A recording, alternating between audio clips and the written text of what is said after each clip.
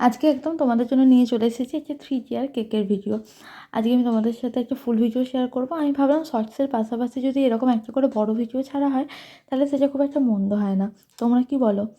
তো আজকে আমি তোমাদের সাথে একটা পাইনঅ্যাপেল কেকের ফুল ডিজাইন শেয়ার করছি। এটা একটা 3 টিয়ার কেক ছিল। তো কেকটা দেখো, নিচের বেসটা আমি এখন ফাইনাল ফিনিশিং করছি। এর বেসটা ছিল 8 ইঞ্চি মোল্ডে করা, আর তার ওপরেটা ছিল 5 ইঞ্চি মোল্ডে, এবং একদম লাস্টের এটা বেসটা ছিল 3 ইঞ্চি মোল্ডে করা। তো ক্রাম কোচিংটা তো শেয়ার করতে পারিনি, তো পরের কোনো একটা ভিডিওতে চেষ্টা করবো সেটাও শেয়ার করার।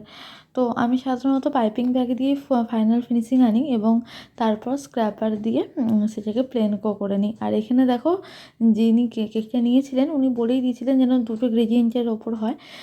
তো উনি ডিজাইন নিয়ে সেরকম কিছু একটা বলেননি, কিন্তু বলে দিয়েছিলেন যেন পিঙ্কের দুটো সেট থাকে, কারণ যার জন্য কেকটা নেওয়া হচ্ছে তার পিঙ্ক কালারটা খুবই পছন্দের।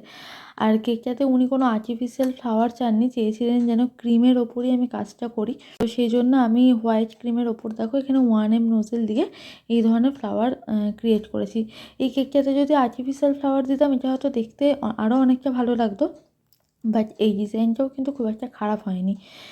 তো এইভাবে আমি করে দিলাম, আর এই ডিজাইনটা কিন্তু পুরোটা আমারই করা। আর উনি চেয়েছিলেন কেকটাকে একদম সিম্পল রাখতে, বেশি যেন হিজিবিজি ডিজাইন না থাকে, উনি এটা আমাকে বলে দিয়েছিলেন।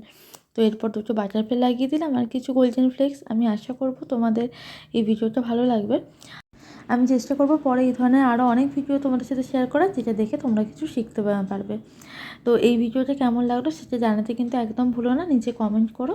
আর ভালো লাগলে অবশ্যই একটা লাইক করে দিও, শেয়ারও করতে পারো তোমাদের ফ্রেন্ডস আর ফ্যামিলির সাথে।